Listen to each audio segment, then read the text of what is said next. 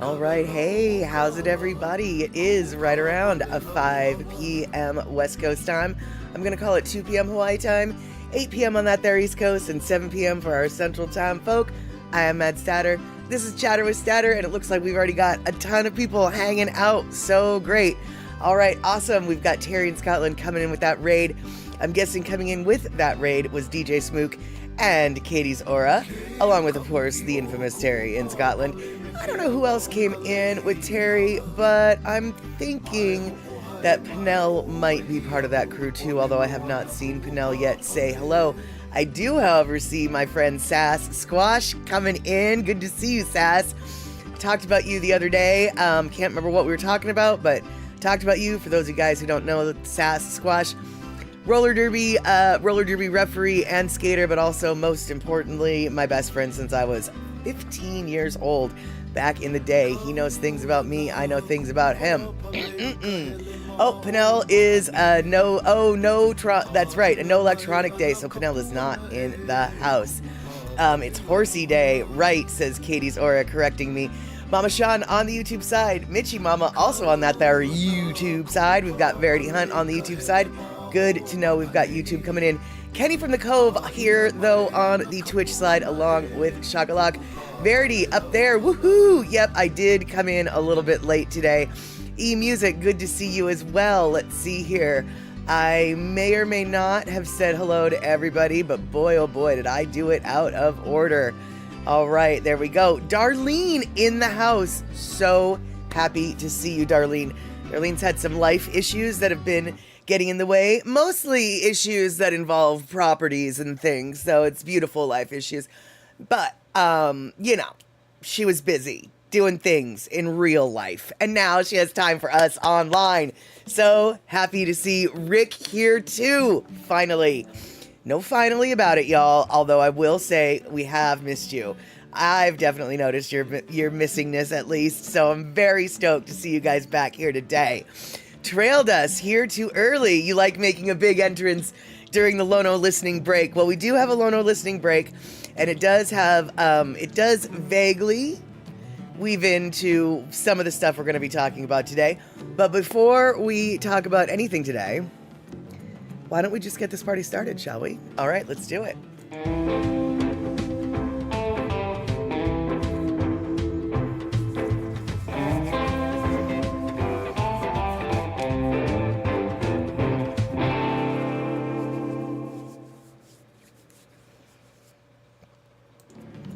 Wolfie Pat Gaming in the house. Oh, dude, haven't seen you in forever. Super stoked you could be here.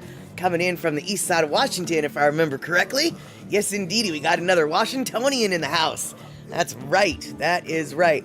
Today, we're going to talk a little bit about some stuff that's going on in Seattle. We're also going to talk a little bit about how it relates to some things in Hawaii. But before we talk about anything, I feel like I need to talk about something. Because I have no doubt in my mind that some of y'all are like, what is going on with your face? I almost didn't stream today because of my face. But instead I decided just to lean into it and just be like, oh yeah, this is my face. Andre, good to see you. And DJ Smook, you know what? I don't know if I said hi to you when you came in. Did you come in on the raid? I feel like I said hello, but maybe I didn't. In case I didn't say hello, I'm saying hello to you again. And thank you so much, Verity. Yeah, my hair is looking good. My face, not so much.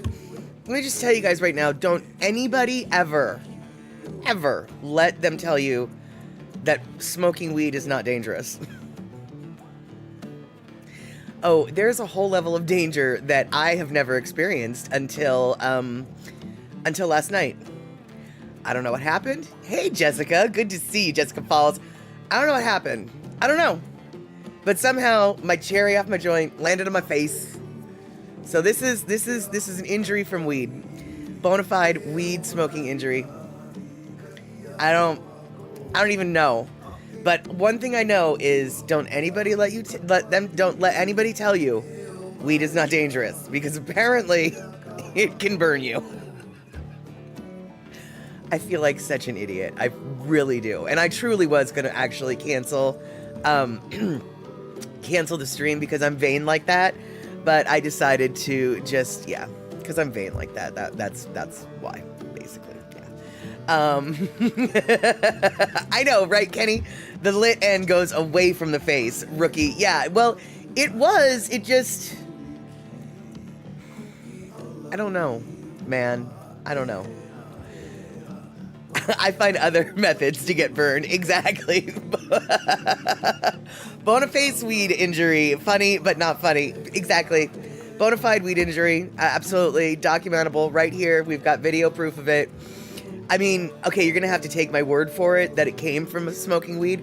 But let me just tell you right now, I would not make that up. Like, I honestly thought of, like, telling you guys it was a soup injury, but I was like, I just don't see how that could be a soup injury. Then again, I don't really see how it could be a weed injury too, but I know that it is, so I don't know. And cigarette burn, you go to the doctor and they're going to ask you if you are safe. Oh. Good point, Mama Sean. At which point I would have to respond to them, I don't know. I don't know how I did it to myself. I can't promise that I won't do it again. I don't know how I did it to begin with. Am I safe? I don't know. But you're going to have to give a restraining order against me.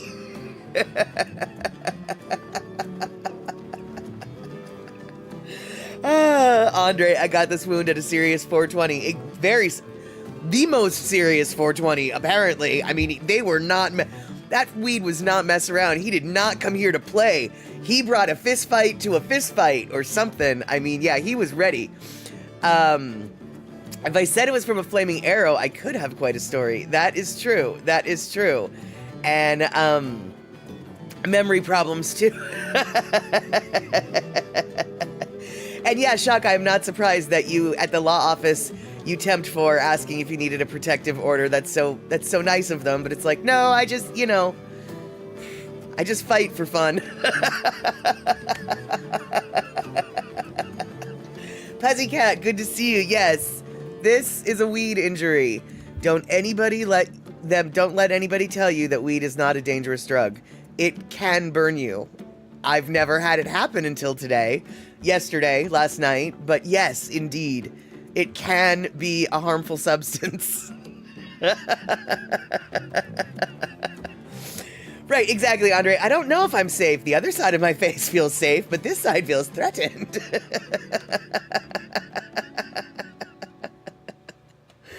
Yes, indeedy. Maybe that spliff should have been factory recalled. Actually, Kenny, that is 1000% true, because it was a pre-roll that I was getting out of this particular, this particular pack right here. So it was an official pack. Don't they look like cigarettes, you guys? It's so awesome. I'm not trying to advertise or anything, so I'm covering the brand. But, yeah, dude. It's like a little Marlboro, modern day Marlboro pack. And Wolfie Pack, that's why you stick to edibles. I really, enjoy edibles, but at the same time, I have such a physical habit of smoking that even when I eat the edibles, I still find myself smoking. It's just bad. Molly was taking a toot during a cannon fight and Sea of Thieves accident happens. Actually, you know what, Terry, that might have been exactly what was happening. Yes, Verity, isn't that awesome? Or not. I mean, I don't know. It might be the decay of society, speaking of which we will be talking about that later. But yes, that's part of the reason why I normally used to just roll my own, but then when I finally found these, all my life, my mom, my dad, my friends, my sister, they all smoked cigarettes. They always had their pack of smokes, right? And not that I was ever jealous, or at least I didn't ever think I was jealous, but as it turns out, I guess I was, because the moment that I found out I could buy a pack of my own joints, I love going to the store and just buying a pack like they're regular cigarettes. I love doing that. And I feel so validated for some reason. It's ridiculous. It's dumb. But yes, recreational legalization looks like this. And let's see here. And Pussycat, you got some medical yesterday on sale. It was 32%, very potent. Yeah, I bet. And Darlene, no, it doesn't hurt. As soon as it happened, I put ice on it. And then, of course, several hours later, I remembered, oh, wait, I totally have aloe. And so I put aloe on it later. But yeah, trail dust, you gave up smoking when you were 5. There you go. Let's see here. Yeah, see, the min jokes look like, or the min joints look like cigarettes. They're dangerous like cigarettes. Exactly. And it looks like, and I did not see Picola T coming in, and it looks like there might have been something that she had. Picola T, I got a black eye last week. No fight, no fall, no assault. Laying in bed with my cell phone, and it slipped from my hand. The corner landed on my eye. Klutz Ward. Picola T. Oh my God, dude. I had that exact same happen. I didn't quite get a black eye, but I did give myself a knot on the head. Almost the exact same thing. Frankly, I don't really know exactly what happened. Something happened in my sleep with my phone, and I must have grabbed my phone in my sleep because I woke up bashing my head with my phone. So I don't really know what happened, because I woke up with the, oh, ow, and that's exactly where I did it too. Still hurts. Yeah. Talk about klutziness. I'm such a big klutz. I can be a klutz in my flippin' sleep. Mm-hmm. Yep. And, yeah, I hit myself with the phone. I did. I don't, yeah. And it still hurts there. And let's see here, Mitchie Mama. I remember old Albachans rolling their own cigarettes. They had the paper and the bag, and they would close the bag with their teeth. Oh, right. Yeah, totally, dude. Yep. And Shock. Yes, exactly. No way. I get aloe? I did, thanks to Shock, and my aloe is quite happy. In fact, I might have to show pictures of it just to brag about it. And yes, indeed, Puzzy, no seeds in the medical. There shouldn't be any seeds in anything that you're growing, dude. Get rid of the male plants and you'll have no seeds. Come on. That is if you're growing anything. If. You want the Marpots 100s at your local pot store? Yeah, exactly, the Marpots 100s. And Kenny, am I putting anything on the spot where the Zeppelin crashed? Yeah, I've got aloe that I've been putting on it all day. And it does feel like it's getting better, but there's going to be a really ugly mark for quite some time. And so I figured, I should probably just own up to it and explain to people just why I went and burned myself with weed. Exactly, Puzzycat. And now you go and burn myself with weed. What's next? I don't know, Puzzycat. I guess maybe burn myself with a crack pipe. That's not really a life goal. It's certainly not on the agenda. But hey, And Terry in Scotland, your grandpa used to smoke cowboy roll-ups. He was in his 57 Chevy pickup one morning twisting up a number when he hit a rut in the dirt road and flipped his truck over. Gasoline was pouring down on him. So he kicked out the back window and crawled from the mishap. That sounds like something that I actually could have had happen to me on numerous occasions, to tell you the truth. And Puzzycat, all our buddy very nicely, and a cold front is coming. Well, as long as it doesn't rain, you should be good. They can generally handle a cold snap. It's the rain that gets them all moldy there, Mr. Puzzycat. Speaking of Mr. Puzzycat, by the way, I saw Leo earlier today. He stopped in for a little nosh, so he's doing very nicely. And yeah, Andre, you're right. Me and Picola T are very happy we did not have the Nokia brick phones. Those probably would have taken an eye out. And Kenny, am I going to have to be wrapped in bubble wrap? I'm pretty sure yes. And let's see here. It looks like Thomas the Turtle just subscribed for like 27 months. Thank you so much, Thomas. And, oh, Shock, your mother-in-law killed an aloe by overwatering it. It exploded. That's why you said that they explode. I've never witnessed an exploding aloe. I might have to talk about new life goals.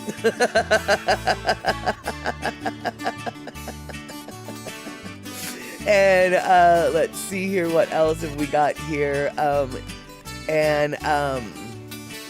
Let's see. Let's hope I'm not drinking Flaming 151 drinks. No, No. And Puzzy, you usually burn the carpet. Yeah, I definitely have had more than one carpet burn in my life. In fact, I had a friend, and I kind of thought that this was brilliant. The area between his coffee table and his couch in his living room, because he was a weed smoker and his friends were cigarette smokers and whatever, that section of carpet, would always just get filthy. And so finally one day he decided to get one of those plastic like stair runners, and he just covered that area between his couch and his coffee table with one of those plastic stair runners. And I gotta say, it was kind of brilliant. I mean, it's ugly, but you know what? Who cares? So is a big, ugly, stained carpet. And so you have a mat on the floor in front of your chair. Right, exactly. Sometimes you have to, you have to do what you have to do, right? Right, yeah. And yeah, we'll be back. It's as long as that exploding aloe's in the right spot, makes easy kind aloe juice. Totally. Speaking of aloe juice, obviously I'm not a doctor, but I did have a friend who had very bad, what is it called? Acid reflux. And his throat was just always raw and in pain because of it. And so one day I said to him, I was like, hey, I've read that if you drink a shot of aloe juice, it might help with your stomach. And he was like, gross, that's gross. But he tried it anyway because he was in so much pain that he was just like, I don't care if it's gross, I'm gonna try it because I'm in so much pain, it's worth it. Well, not only was it worth it, he eventually, he was just like, it tastes awful, the texture's weird, but every morning he would drink his little aloe shot, and not only would he drink it, he would look forward to it. He would crave it. And for him at least, it really did help soothe his acid reflux and help heal some of the damage that had been done by that. Once again, I am not a doctor. I do not suggest that this is a cure-all. I do know that aloe juice is a thing you can get at health food stores, so in theory you can drink it, and my friend did drink it, so I don't feel bad about suggesting you drink it, because it comes in juice form for you to drink. But if you do have that type of thing, may I suggest you give it a whirl? It might not work for you, but it did work for him. And if it works, it works. If it doesn't, it doesn't. Obviously, this is something that if you have a lot of other health issues, you might want to consult your doctor before you do that type of thing. On the other hand, if you're relatively healthy, but you've still got that stupid acid reflux, this might be just the little trick to help cool that soothing beast that's always in your throat. And fresh aloe works well to heal some wounds. Right, exactly. Yeah, and fresh aloe goop works to heal some wounds. Right, exactly. It really does. And so, as we all know, I'm not a doctor. But just a casual suggestion amongst folks. Aloe to drink might help with the acid reflux. Maybe not. Maybe. And I remember learning about aloe as a kid from an old Hawaiian guy on Kauai. Yeah, well, I learned about aloe when I was a kid too. But, okay, Thomas the Turtle, Grandma would strain it and make us drink it. Exactly, that's what I'm saying, Thomas. Yeah, you totally can drink it. And Picola T, am I not a map doctor? I do not doctor maps, Picola T. I respect them too much to doctor them up. And yeah, it's good for sunburn. It's good for all sorts of burns. The thing, though, is with aloe, I knew about aloe when I was small kid kind, obviously. But we didn't call it aloe. It was aloe. That's how you said it. Aloe is how you say it in Hawaii, right?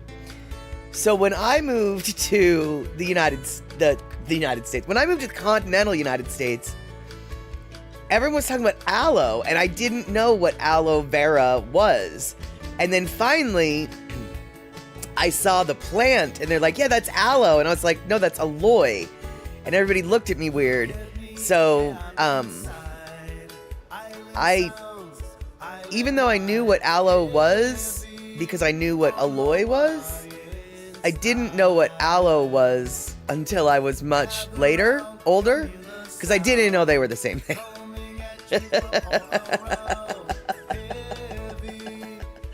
And at Terry in Scotland, aloe juice. I didn't know of such a thing. Another wrinkle in the old noodle. There you have it. And Darlene, you bought some aloe for sunburn. You won some. It really helped. Yeah, totally. And Mitchie Mama, yes, we said it that way. Exactly. Aloe. That's how you say it. Aloe. And yeah, Andre, exactly. You love the fact that it just grew right near the beach. The guy just cut it and spread it on your sunburn. Absolutely, dude. And fresh aloe from the garden is great when you put it in the freezer for burns. Oh, I never thought of that. I just know once I put it on last night, it felt good because the gel is so cooling. But the one thing though, as someone who, as most of you at this point, I'm assuming, have seen the fresh aloe, it's clear. It's maybe a little bit yellowish colored, but it's mostly clearish.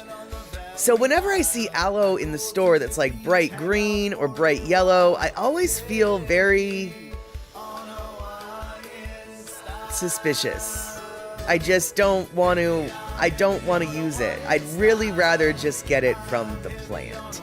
And in high school days, the football team had all kind of aloe products, including aloe drinks. They had a texture like pulpy OJ, but tasted okay. Sadly, we only had 20 cases of the drink as trainers tried to sell them to the players out the back door. It was great until we got caught. Our team basically had its own black market for a season. Nice. And yeah, Puzzy, I don't doubt that you have it everywhere in Florida. Yeah, here up in Washington, it's an indoor plant alone. And so, I mean, you can put it out during the summer, but it's indoor. It's quite happy in my bathroom window, actually, because it doesn't really like direct sun, you know?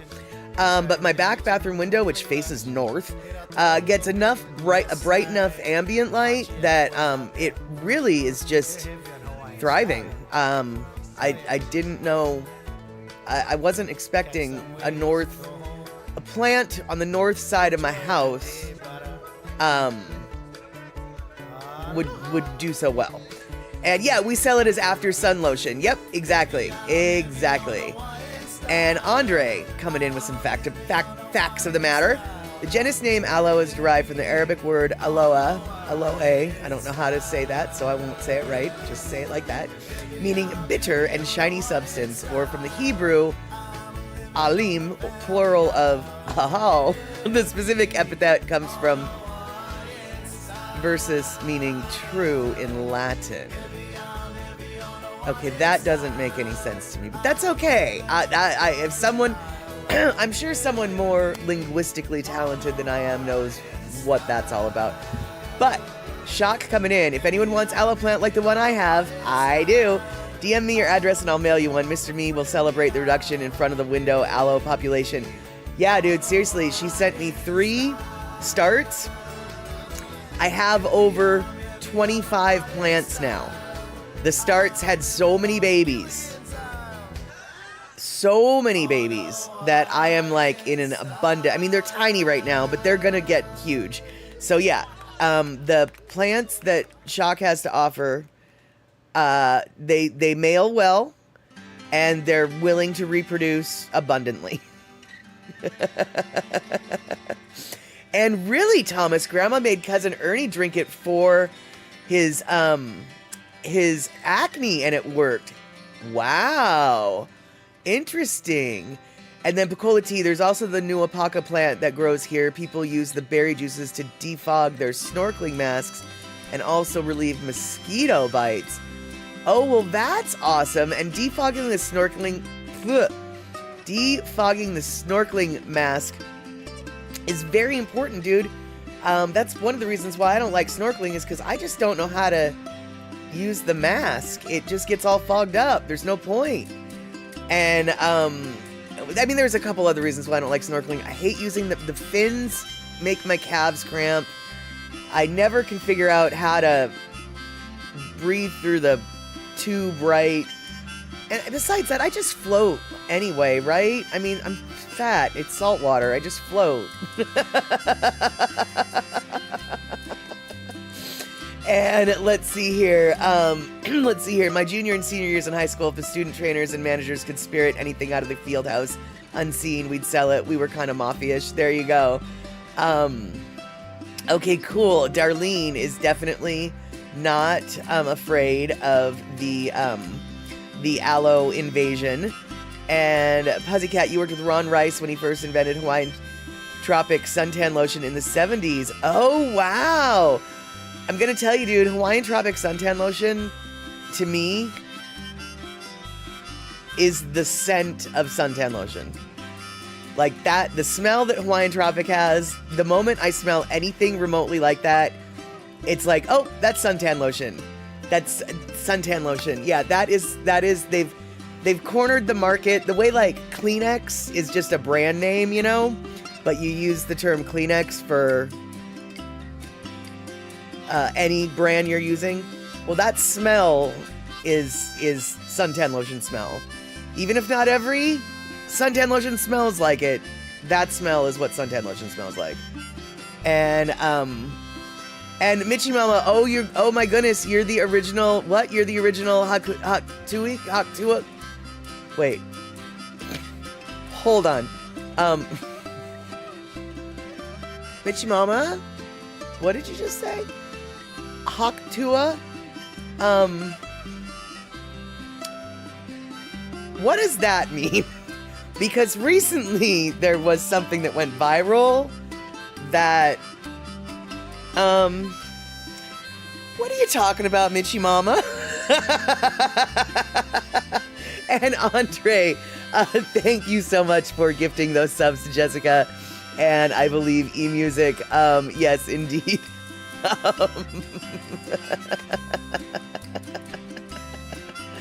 And, you didn't know what it meant until recently. Well, I don't know if that's what she meant. Haktua sounds like you're spitting in your mask. Yeah, you know, it does. You used to spit to defog. Okay, so you did mean what you said. Okay. All right. Yeah, you did mean that. You meant you were the original spit girl. Okay. Yeah. All right. I wasn't sure if that's what you meant, but that's what you meant. Okay. For those of you who aren't familiar with the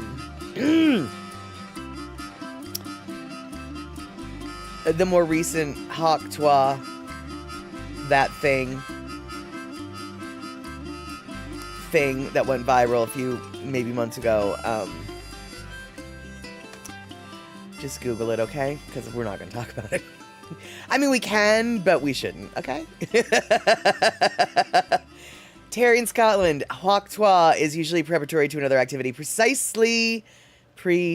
And I wasn't sure if that's what Michi Mama was referring to. It kinda, yeah, And Picola T, gosh, you're so naive, gonna have to Google this later. Oh yeah, it went viral, like there's merchandise that was even being sold. And, yeah, go look, Picola T. We'll wait. Especially if you spell it the way Terry spelled it. If you spell that like that in Google, yeah, we'll wait. Tell me what you find. Yeah, we'll wait. And maybe while we're waiting, we can take a look at something that's pretty awesome, dude. Okay, so, I know, right, Andre? Something Picola T is not an expert in. Well, you know what? Hey, don't say that. Don't put that on, don't put that on her. Sorry, you guys, you literally...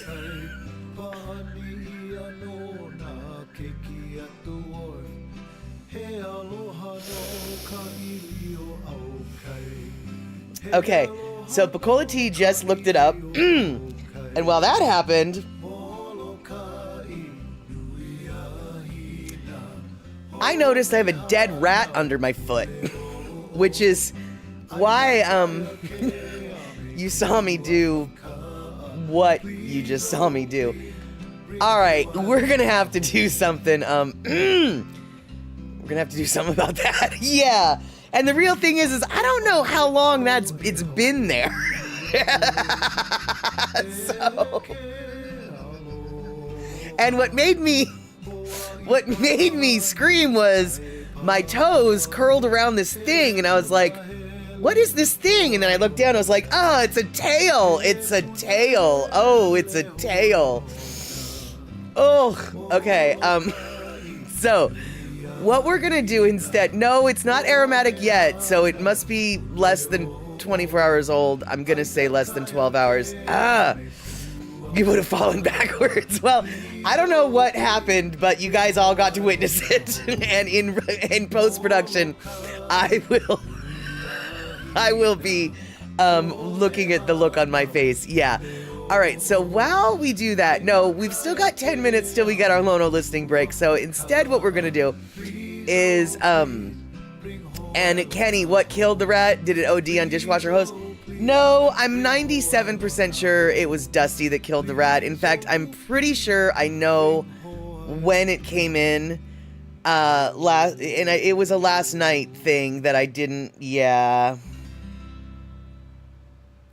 I have a distinct impression that the cat that I was petting with my foot last night under the table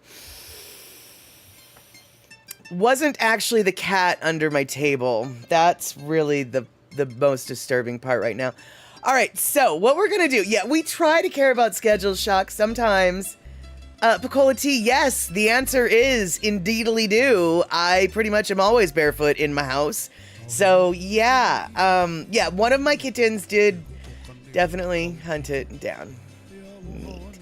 All right, so what we're gonna do right now is we're gonna look at this beautiful thing. We're gonna look at this beautiful, beautiful thing. We know about a year ago, horrible things happened on the island of Maui, specifically Lahaina. But we also know that great care has been taken for the banyan tree at Lahaina. And by the way, good to see you, Lady Misty. I'm sorry that you had to come in at such an awkward time. But this is not an awkward time. Like, check this out. Boop.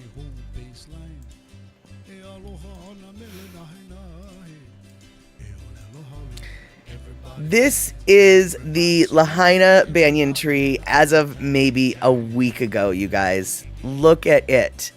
Look at it. And while you look at it and take it all in, I'm gonna I'm gonna clean up some things, okay? So just look at the gorgeousness while I clean up some things. I'll be back.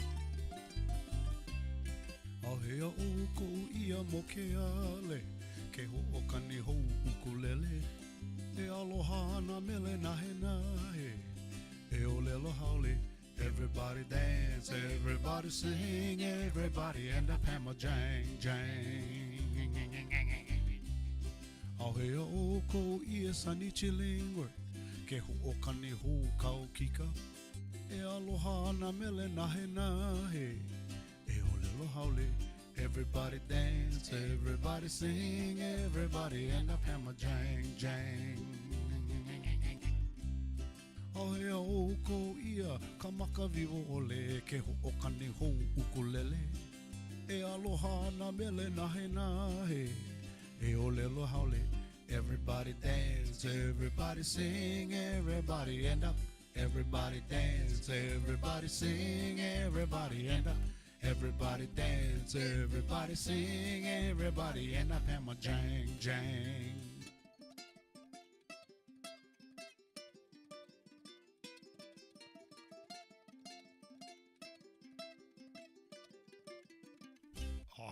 I'll say there.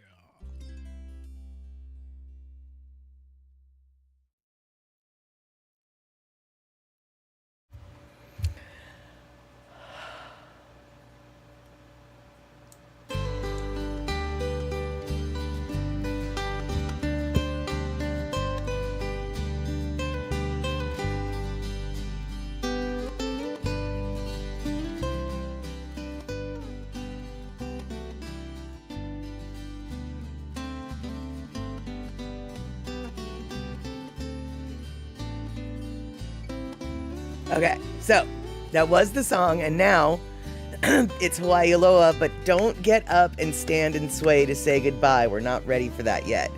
Normally that is the song. If we play a Lono song at the end of any of a stream, it's usually Hawaii Aloha, but alas, it's not the end of this stream yet. So, Lady Misty, you had pet rats in the 90s? Nice. My cats would not let you do that.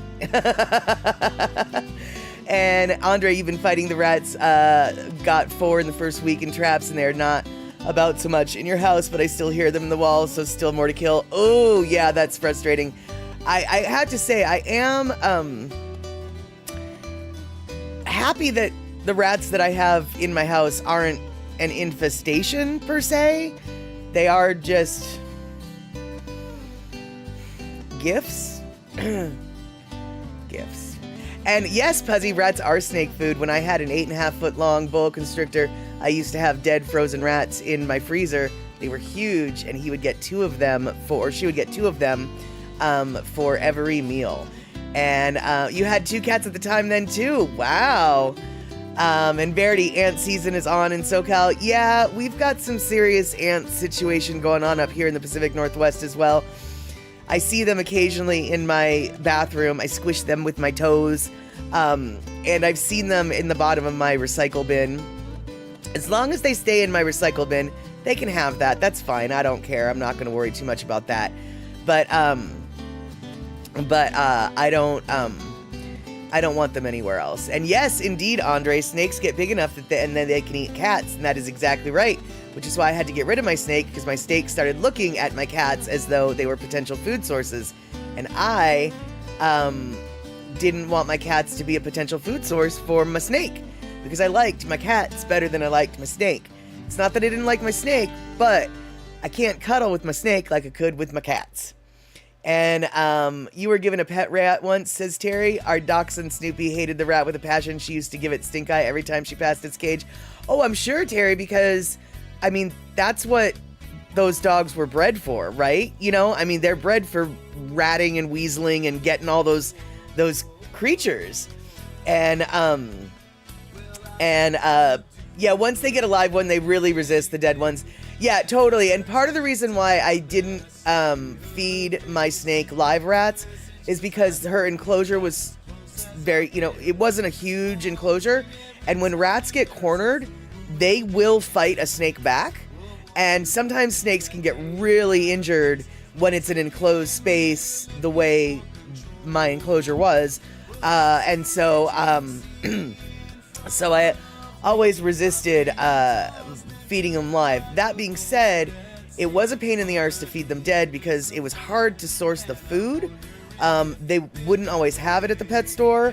And which really made me angry because, and I pointed this out to the manager, I said, look, you guys sell boa constrictors here at this pet store, but you don't provide the food for them? Oh yeah, you've got pinkies. Pinkies are great, but that snake gets to be 8 feet long, 10 feet long. It needs more than just pinkies, and you don't carry their food when they get older? That seems really, really unethical to me. And they're like, well, PetSmart, or whatever it was. Petco, PetSmart, I don't actually remember. But yeah, I don't know. I'm getting mighty close to a soapbox, so we're gonna step away.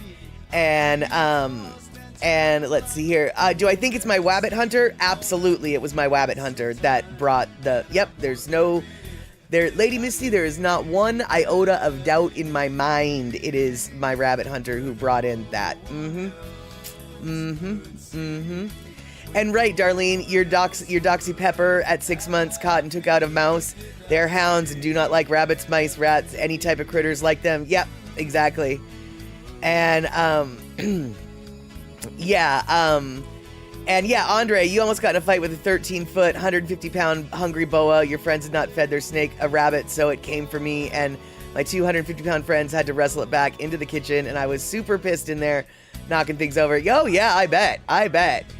And Terry, I came across a rat in Glasgow once that was big enough to vote. He gave me a look that said, "What are you looking at, mate?" And I carried on. Totally, dude. I was in Rhode Island, Providence, Rhode Island. We were walking along the riverfront at night for this water fire festival. It was this like floating fire thing, and it was a really cool art installation that Providence did during certain parts of the year for a couple years. They might still. Anyway, walking along the waterfront, I kid you not, dude, I saw a rat that quite honestly was big enough for a turkey dinner. I mean, like, it was the biggest rat I've ever seen in my life. And I thought that I had seen some pretty big rats growing up in the country. Rats that live in wood piles for long times, they get big. Big old city rats, they get big. I don't know. East Coast Riverside rats are the biggest things I have ever seen in my life. Huge, huge, huge. And Puzzy Cat, we have a python season in Florida, and the biggest one is almost 20 feet long. Well, that's sort of weird, Puzzy. I would be under the impression that there's no python hunting season. Like, I would think python hunting season is all year round, right? I mean, that's a invasive species that they're trying to get rid of. To me, it's just like, who cares if it's hunting season? If you see one, you get it. You get it, and you get it good, right? But yeah, pythons get even bigger than boas. Well, let me rephrase that. Pythons that people keep as pets get bigger than boas. Boas that people keep as pets are species that don't get as big as pythons can. Some pythons in the wild, though, can get crazy big. Like super big. And Kenny from the Cove, how does one interact with a pet snake? What do? Put it on a leash and take it to the park for a slither? Will it fetch your slippers? Well, Kenny, no, I wouldn't take it on a leash, but I would take it to the park and I'd let it roam around. And you just follow it and then you pick it up and people freak out.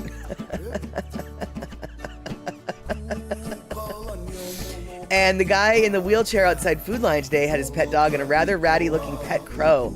I would like to have a pet crow, but I don't know if my cats would dig it. And let's see here. Oh yeah, the 20-foot python could eat a whole deer for sure. And Verity, yeah, I think it was a Norwegian ship rat that I saw. They are bigger at Boston Harbor. Oh, seriously, dude. Full on, dude. They are huge. And oh, Puzzy, there really is. Oh, and it's lots of money for each snake. Got it. And Paula T dropped off Mr. P at DC Union Station one day. Stopped for a rat the size of a cat to cross the driveway. Looked like he was getting ready to flag down a bus. That's what I'm telling you, dude. I mean, it's incredible how big some of those stupid things can get. And let's see here. Lady Misty, I live next to Chan's, which used to be the Bijou, which was here 100 years ago. And a few days ago, we saw a rat run out the door near the kitchen. They're the big guys. Yeah. Well, actually, Lady Misty, or everybody, if there's a restaurant anywhere, there's rats. Period. End of story. It doesn't matter. It doesn't matter how clean you keep it. There's rats. The rats are going to be there. The rats are always going to try to get into the restaurant. So it's a case of keeping things very clean and secure so they don't. But every restaurant has rats. Period. End of story. I don't care if it's a 2-day-old building and they just opened today. There's a rat somewhere in there. And Puzzy, you're more of a gerbil guy yourself. I can't remember. Is it gerbils? No, it's guinea pigs. Did you know that in guinea pigs, they don't call them this, but I don't remember what they call them in their native country, but they're actually sold as street food. They're street meat. They eat guinea pigs wherever they're from. And snakes will just hang around your neck and in your shirt where it's warm. Yep, that is true. They do. And so, Andre, in Florida, the python hunting season is a unique effort to address the issue of invasive Burmese pythons in the state. The hunting season doesn't follow the traditional schedule like deer or turkey seasons. Instead, it's open year-round. Okay, right, that makes sense. Licensed hunters, often working with wildlife authorities, are encouraged to participate in organized removal programs to help control the growing population in places like the Everglades. Totally. The Everglades, I think, is what I meant to say. That totally makes sense. And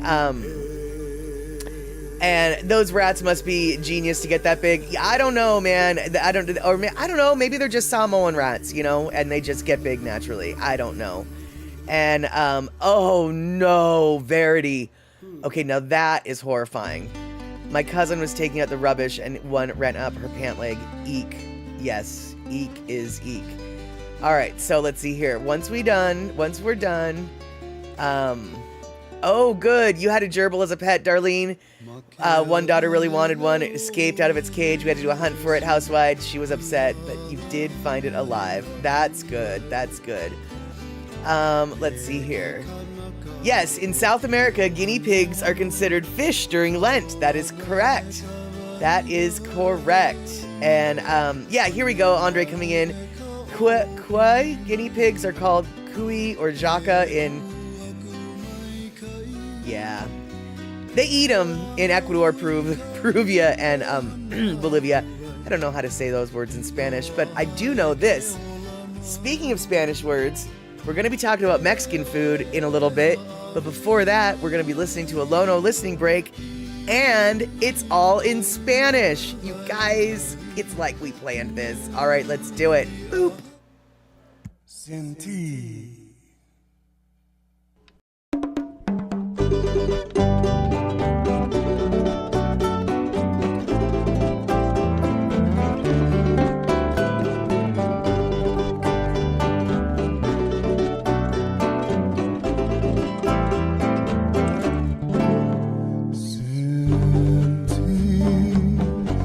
No podré ver más y pensar nunca más estarás junto a mí. Sentí que me puede aportar si lo que me has dado esté aquí.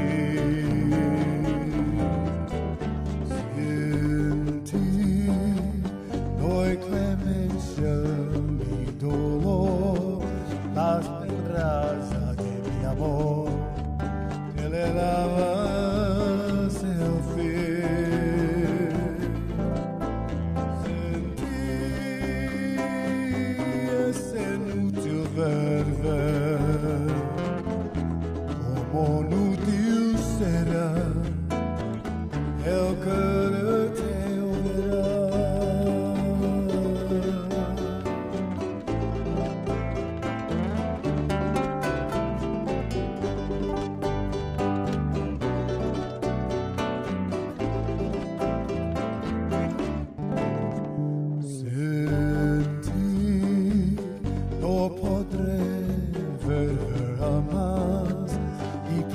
Nunca más estarás junto a mí.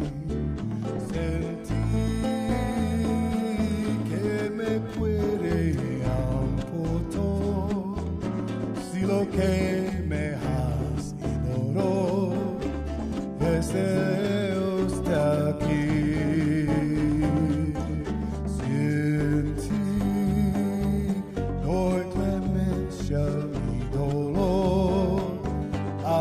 Raza de mi amor, te le lavas el fin. Sentí es inútil ver, como inútil será el que te olerá.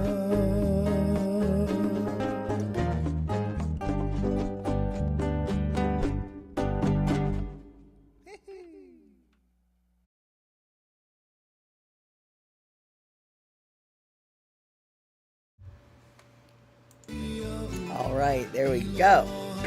So, now that we're in a little Spanish mood, we're going to talk about a little bit about Mexican food. Sort of about Mexican food. But my question for people who currently live or used to live in Hawaii, any chance you remember a restaurant in Hawaii called Mama's Mexican Kitchen?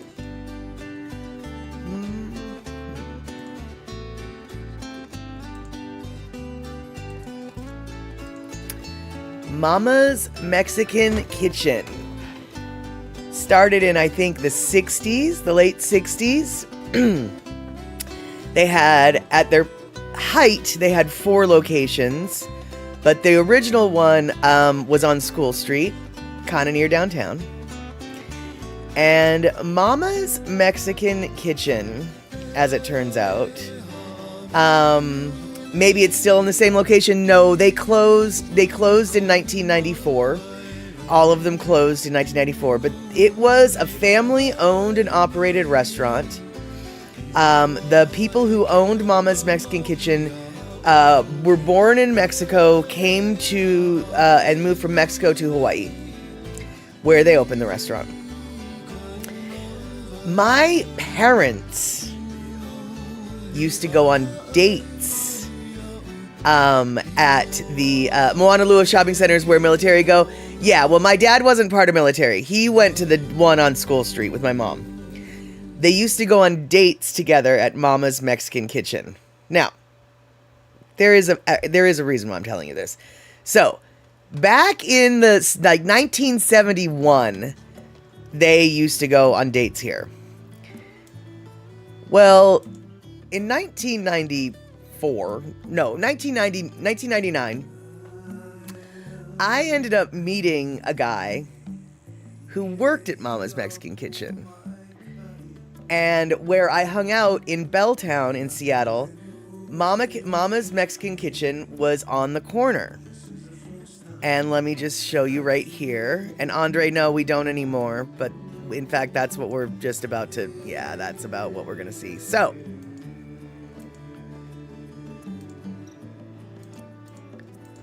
that is Seattle's Mama's Mexican Kitchen. And until it closed in 2018, Seattle's oldest Mexican restaurant was Mama's Mexican Kitchen. And it was established in 1974 at the corner of Bell and 2nd and Bell. That is the heart of Belltown.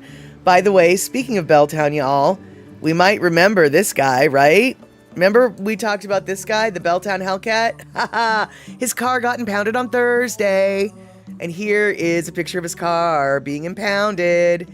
But that's not what we're talking about. We're not talking about that. But his car got arrested. His car got impounded. But, yeah. So, oh wait, god dang it.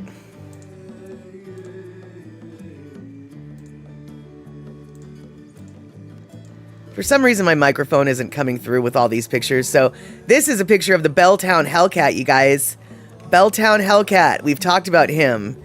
And let me just tell you right now, his car has been impounded. So, but we're not talking about Belltown Hellcat right now.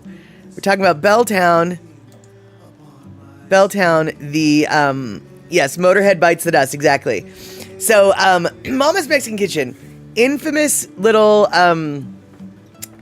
restaurant for, since 1974, closed in 2018. And it is a wonderful, wonderful kitchen. And when my mom found out that I was dating a guy who worked at Mama's Mexican Kitchen, she's like, wait, did you say Mama's Mexican Kitchen? And I said, yeah. And she said, that's really funny because your dad and I used to go to a place called Mama's Mexican Kitchen in Hawaii. And I said, that's really funny because the owner of Mama's Mexican Kitchen in Seattle is the son of the owners of Mama's Mexican Kitchen in Hawaii. And so, Mama's Mexican Kitchen apparently has been part of my life since even before I was born. I love Mama's Mexican Kitchen and I miss them. But now I want to show you a documentary on Mama's Mexican Kitchen with the owner. He talks about the Hawaiian location and the Seattle location. And then we're going to talk about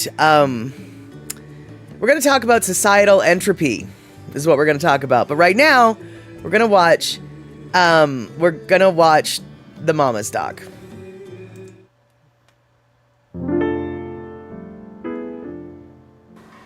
We had, my parents and my grandparents had restaurants at different times. So I kind of grew up in the restaurant industry or around it. So I was in the kitchen with Mama and Papa was out running around in the front. And a year and a half later, my cousin lived here and wanted to start a restaurant, and so I came over with the intention to come for 3 months and then move back to Hawaii. Well, we found this place and opened it, and I ended up buying it after 2 years from my cousin, so we've been here since 1974. Well, I started working here probably when I was 14, I guess, but not, just helping out around the restaurant, and then started actually picking up shifts when I was like 16 years old. Been here basically ever since. I did go to college and try to stray away and do other things and like office management and stuff, but that didn't really, I ended up back here. It's the family business and Dad loves it and he made it, and so I just couldn't stay away. I guess the Nolasco burrito is probably one of the most popular because it's just like a giant burrito that has everything in it. Oh, the Nolascos, the burritos. The Nolasco burrito, which has everything and cheese melted over the top and sour cream and guacamole. And that Nolasco is my grandfather's name, so we named it after him. And one of my customers said, since we had the Elvis room, you needed to put a dish on there called an Elvis, so we came up with an Elvis. It's a steak burrito. We have menudo, which is a Mexican soup. Supposedly a good cure for a hangover. It takes a little getting used to, but huevos rancheros. We have tofu fajitas that are popular. We have a big vegetarian menu, and prawn quesadilla, the spinach and black bean quesadilla. So those are some of the best-selling items. My oldest son used to live here in Belltown, and he's the one who brought us here for the first time. The service here is actually, you can't get better service anywhere than you can here in Mama.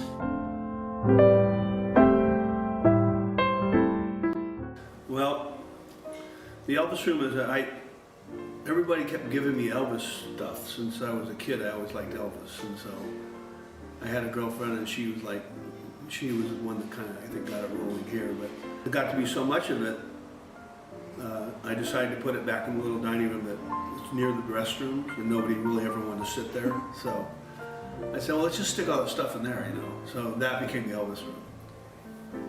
Interesting. Well, it's a very eclectic atmosphere. I mean, there's so many random things around here that he's just collected over the years. Basically he started out with a small room in the front and just started knocking down walls gradually. Well, not sure. I think because we've been here so long, we are for sure the oldest Mexican restaurant in Seattle. Oh my God, there's so many things. Art, food, big portions, lots of cheese. Are you excited to take over the business when he's done? I am. I'm really excited. I think that this is what I was supposed to do. I think that I'm really proud of his legacy, what he's built, and the fact that Mama's is like a staple here in Belltown. I think it's great,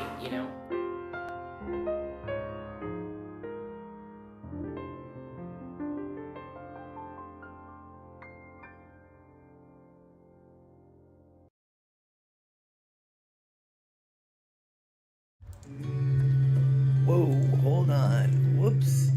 All sorts of reverb. Quality, I think that video was maybe done in 2014, maybe 10 years ago. But in that time frame, Belltown has completely changed, and the particular block that they're on, it's a bunch of some of the oldest buildings in Belltown, and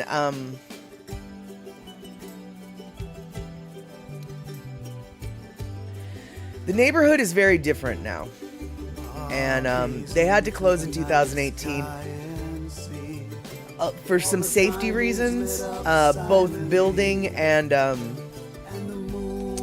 location-wise. So this though is some of the pictures of what the inside looked like before they closed.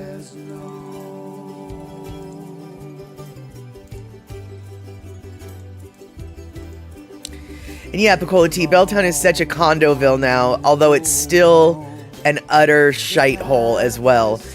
People pay a lot of money to literally live in the heart of garbage. And I say that with so much distress and sadness in my heart, because this literally, this block right here on 2nd between Blanchard and Bell held the Crocodile Cafe, Tula's Jazz, Shorty's Pinball Arcade, the Lava Lounge Bar, the Noodle House, and Mama's Mexican Kitchen.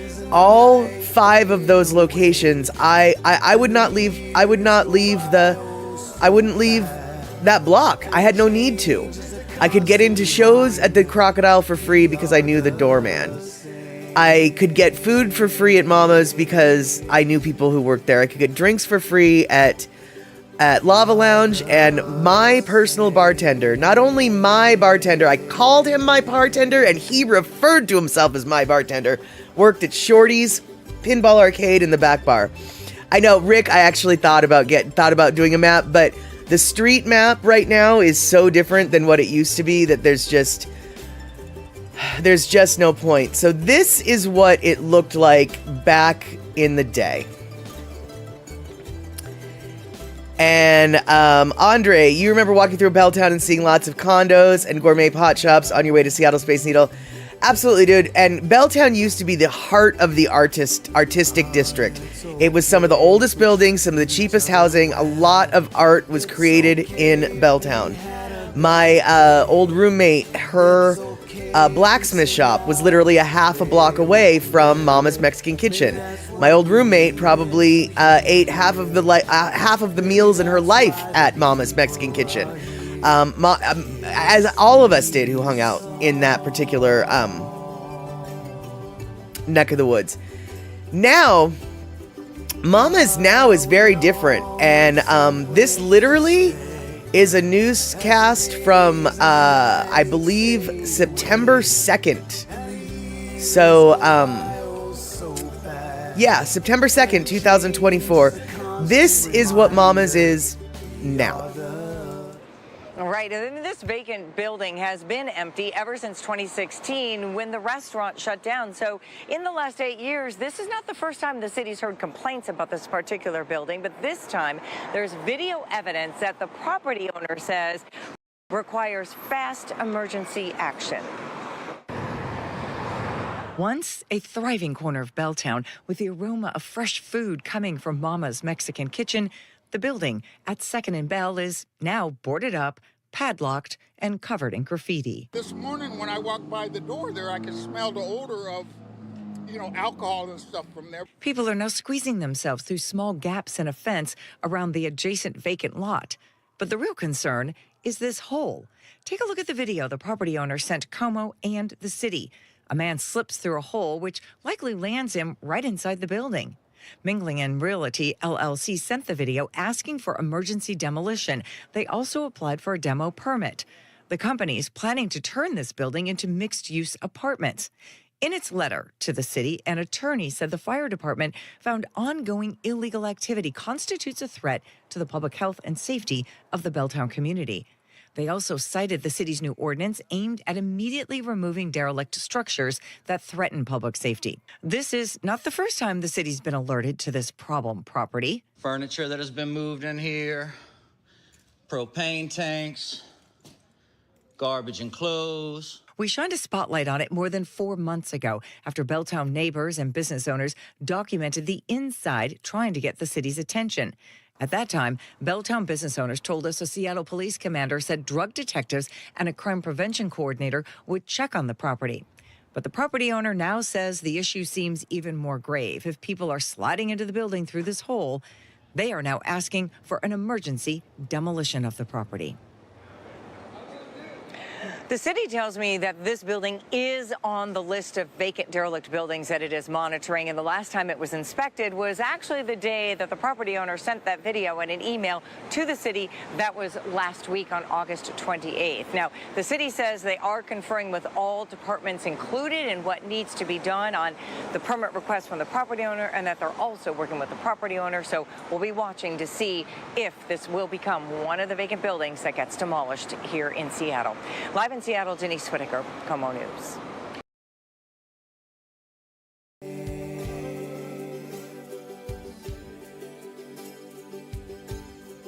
We are the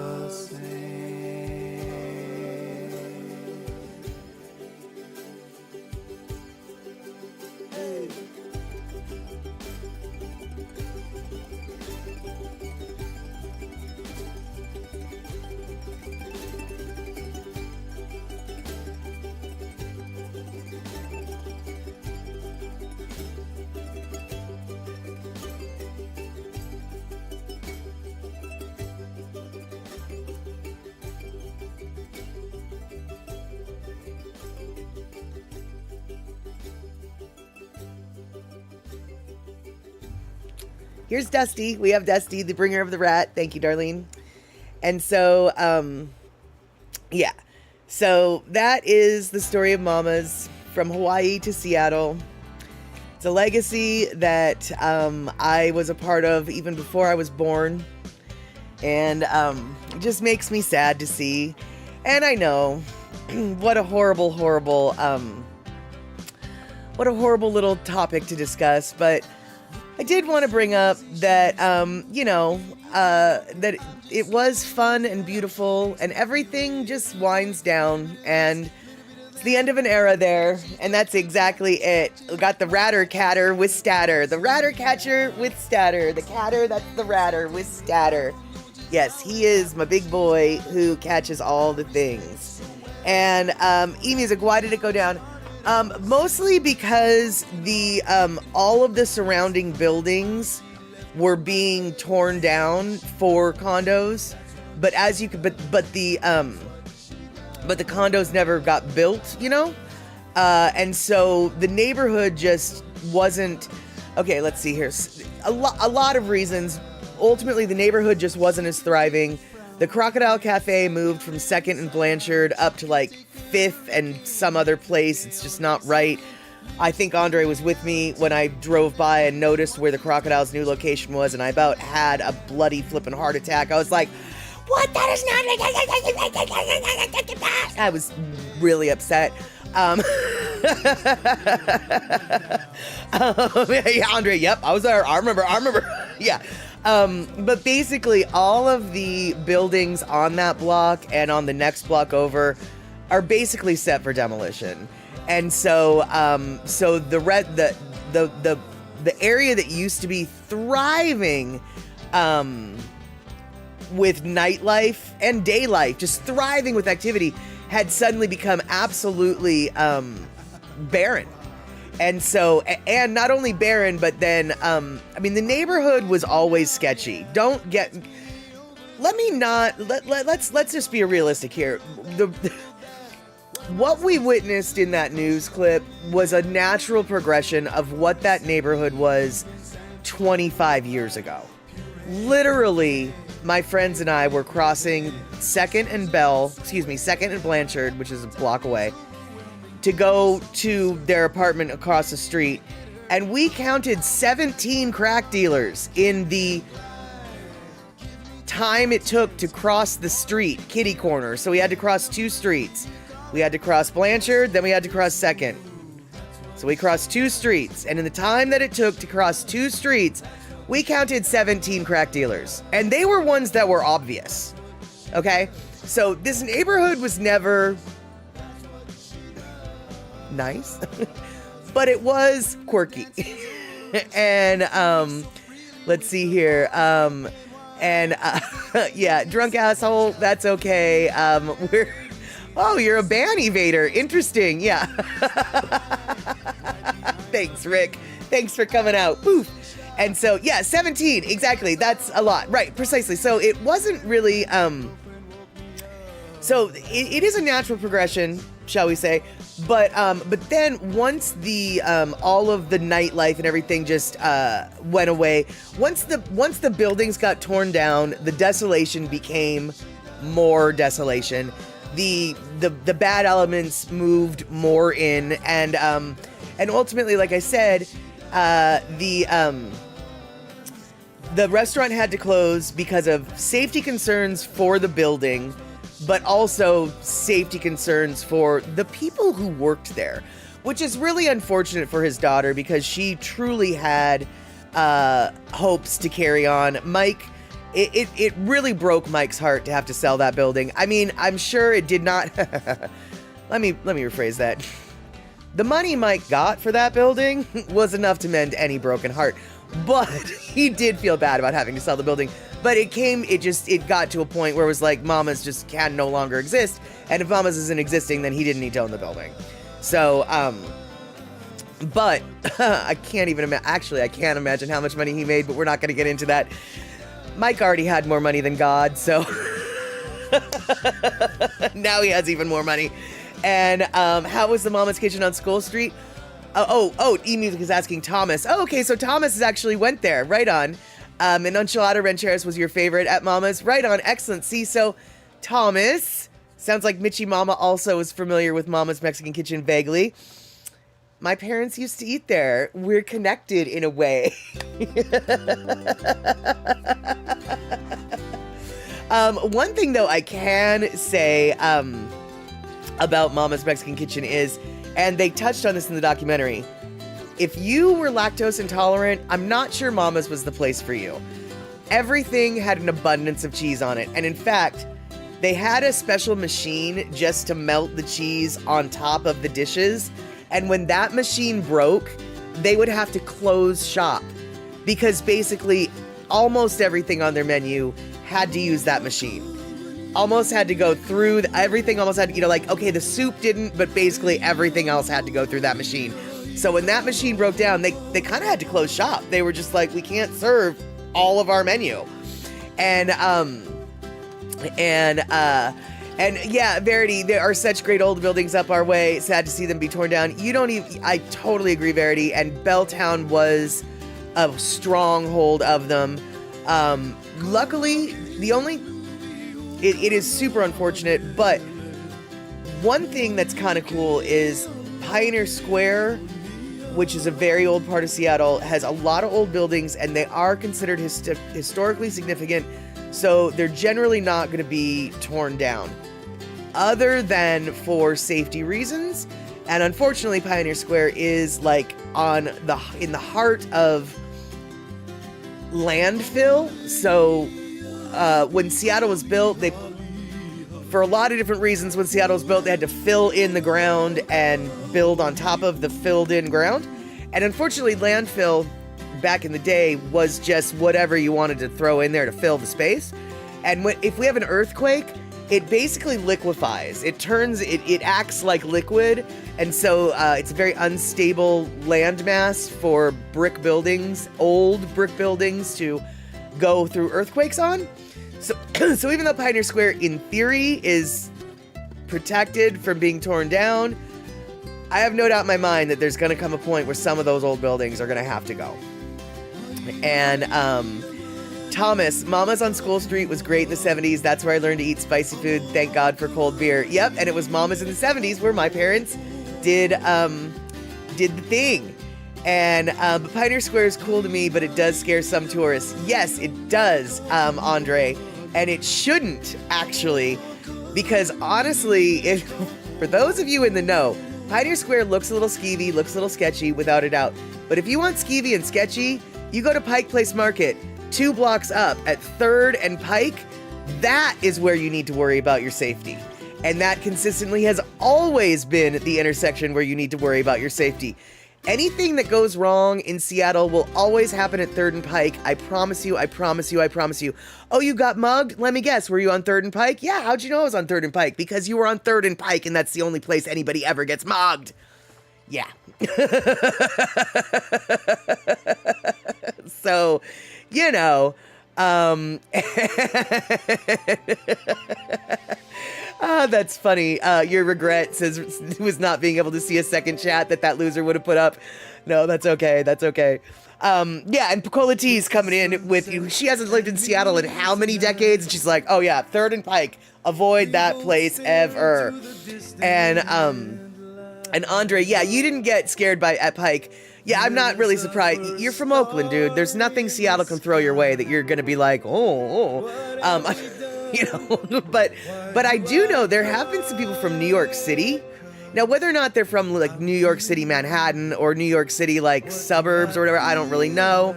But I have heard of people coming from New York City who look around Seattle and are just like, oh, F to the no. This place is a shite hole. Like, they are just not down with the scene here. So apparently we're a skeevier city than parts of New York. I don't know if that's something to brag about or what. But all right, Kenny, good to see you. You got to go do some stuff. Love you all. Love you too, babe. And let's see here. Thomas the Turtle, firecrackers going off at the AAA ball game. Binghamton Rumble Ponies. I don't know who the Binghamton Rumble Ponies are, but I know that we've got the Dub C Dill Pickles. No, we don't. That's not it. It's the Portland Pickles. What are we? We're the Dub C Fish Sticks. Our baseball games are different. And you might not even be talking about baseball. You're probably talking about football, right? Because it's football season now, I think, isn't it? And yes, indeedy, there, Verity, there are some hardy homeless folks up there. Totally, but I'll tell you what, dude.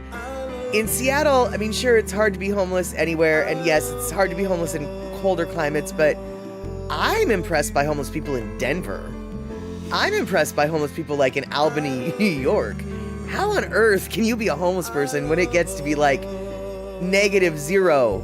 Well, wait, okay, negatives, all right. Okay, so -0 is just 0, I guess. But either way, at 0, how can you be homeless at 0? And I don't care if we're talking 0F or 0C. 0C is still cold. Right, Andre, homeless people in Alaska. Now that is tough. And let's see here, Andre, New Yorkers don't like West Coast. They always say bad stuff about the West. That is true, and I say bad stuff about the East usually. But I will admit that the East Coast has better lobster. I don't want to admit that the East Coast has something superior to the West Coast, but they do. Maine lobster is the superior lobster. There, I said it. I've said it before, and I'll say it again. And homeless people in Wisconsin, homeless people in Minnesota. I knew what you meant when you said Minnesota. Yeah, I mean, it's just incredible. I know that, well, maybe they don't do it now, but I know that they used to back in the day. In Denver, the city of Denver used to give homeless people $250 worth of sporting goods vouchers every winter so they could go get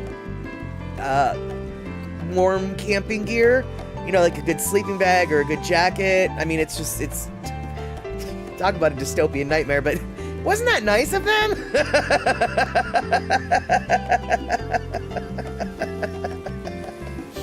And let's see here. Andre, you just like the term higher than a Denver junkie. You know, that I've never heard that term before, but that actually is a really, really good. The closest I've heard is a line in my friend Jesse Dayton's song called, in the Dope Smoking song, and the line is, we'll get higher than a hippie on a helicopter ride, but higher than a junkie in Denver. I like that one too. I like that one a lot. Totally. And you like smallish lobster, says Thomas Turtle, more tender. I just like the, I don't like the rock lobsters, and I don't like the Pacific lobsters. The spiny lobsters or the rock lobsters, I don't like those. I just like the main ones. That's all I know. Verity, they're doing tiny home projects down here to help the homeless. Yeah, they're doing that here sort of in places. They're also very specifically not doing that here in some places. My town of Burien is right now being run by a whole bunch of people who hate homeless people. And I honestly feel like everything I don't know what they're doing, because they're not doing anything. They just feel like if they do nothing, then homeless people will go away. And if they do something, they will attract homeless people. And the reason why I think that is because the county literally said to my city, hey, psst, we've got $1 million that we want to give you. We're going to give your town $1 million. Do you want $1 million? Hey, you tiny town of 50,000. Do you want $1 million from the county? $1 million from the county. $1 million. We've got the check written for you right here. City of Burien, $1 million to be paid for taking care of homeless projects.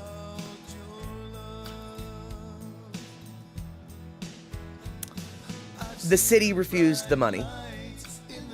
The city refused to accept the money because they didn't want tiny homes in their city. They don't want that in our city. We don't want that, so we're not going to use the money for that because we don't want that. We would rather just have these people around, I guess, to see and hate, but deal with them with free money? No, we couldn't possibly. Not us. Not us. Yeah, I know, Darlene. Don't even get you. The city council right now is the city council and the city manager right now, because we don't have a mayor, we have a city manager. What's going on? Dude, our homeless policies are so unconstitutional. The city literally has 4 different lawsuits. They're being sued. They're being sued by the county. They're being sued by the state. They're being sued by individuals, all over their lack of homelessness action or their actions, their anti-homeless actions. I cannot wait until the next election, and our council is going to get a major shakeup because people just can't even believe. I mean, how does a politician turn down $1 million free money and expect to be reelected? I just don't get it. Because $1 million for our city's budget, that's like our city's budget right there. I mean, I don't even. Yep. And Thomas bragging, he used to scuba dive for stone crab claws in the Gulf of Mexico in the 80s, almost as good as lobster. No, you know why it's almost as good as lobster? Because you caught them and they were fresh, and they're always better that way. Yeah. And, Andre, we got the tiny homes, but then again, the homeless will just build their own little houses if you don't stop them around here. Yeah, they do that in Seattle too. I mean, you've seen some parts of old industrial parts of Oakland that got shanty towns built. They just sweep the oldest homeless encampment, but then it did start a lot of fires on the freeway, so it started to endanger infrastructure. Yeah, that's to circle back to the Mama's Mexican Kitchen thing. Cola T, I believe, said that looks like it's a fire waiting to happen. Yes, you're right, Cola T, it is a fire waiting to happen. In fact, I dare say that the majority of the old buildings that have been demolished in this past 6 months in Seattle have all been because they were vacant, derelict buildings that homeless people were living in, and then the building caught fire, and the fire made the building so unstable that they had to tear them down. And so, quite honestly, I'm starting to get the impression that the city is not going to tear down any of these buildings until they catch on fire. Even though the Mama's building has an express permit for an emergency demolition, my best guess is the city of Seattle is just going to sit on it until there's a fire, and then they'll demolish it. But that's just me being cynical. And yes, Verity, they're project sites that have curfews and security, and at least it's a start. Verity, absolutely. There was a small home lot that they had a plan for where they were going to put 36 small homes, and it was going to be a secured site where you had to check in, you had to do a sobriety test to get in. In order to be there, you were not allowed to loiter in the neighborhoods surrounding the site. You weren't allowed to, I mean, there was so much community backlash to the idea that they created so many responses to. They had a solution for every problem that people got up. It's like, well, yes, but we're going to have security. Well, yes, but blah, blah, blah, blah. Well, yes, but, and then, but then the city was like, yeah, we're just not going to take the money. So when we don't, if we're not going to take the money, there's no money to build that home, that little encampment we spent so many years trying to plan. Yeah, nope. And Andre, we got non-abandoned buildings getting set on fire by homeless starting cooking fires too close to buses or businesses. We have homeless people setting fire to buildings because their lighter is about to run out. So they light something in the building so they can then continue to smoke their fentanyl or whatever it is they're smoking. And then they forget that they set the building on fire, and then they leave the building after they get high, and then the building burns down. Yeah. I'm not saying that homeless people don't cause problems. They really do sometimes, but they're only going to cause problems if we don't get them off the streets. That's okay, whatever. And you're right, 2 minutes until the end. And Darlene, you like seafood too? Shrimp, lobster, scallops, crayfish. You'd go crayfishing when we be camping and have a pot boiling on the open fire, clean and drop those we caught. Yum, the best eaten. Totally. And Pussycat, Florida seafood is the best. You ain't got Maine lobsters in Florida, baby doll. You ain't got Maine lobsters. And let's see here. All right, so no Pussycat. We're at 1 minute warning now. We're at 1 minute. So I want to thank you guys for this crazy ride that we went on today, from weed injuries to social entropy to Mexican food and cheese, and then of course lobsters. Everybody loves a little bit of a shrimp boil. Everybody loves that they're seafood, except for people who are allergic, in which case you can come sit next to me and I'll eat all your stuff. Oh yeah, we talked about rats too. Oh yeah, we did talk about rats. I forgot about that. Andre, thank you so much for giving DJ Smook a gift sub. And I gotta say, good to see everybody here tonight, especially the ones who've been absent. And for sure, Rick, double thanks to you for coming in with the sword of no mercy. You got that guy real quick like a bunny. And there we have it. So thank you so much for moderating, mods. Thank you so much for gift subbing gifts. Thank you so much for chattering the chats. Thank you so much for putting up with rats. Thank you so much for everything. We'll see each other at 5 p.m. West Coast time on Wednesday. I have no idea what we're going to talk about. Take care, y'all. Have a good one.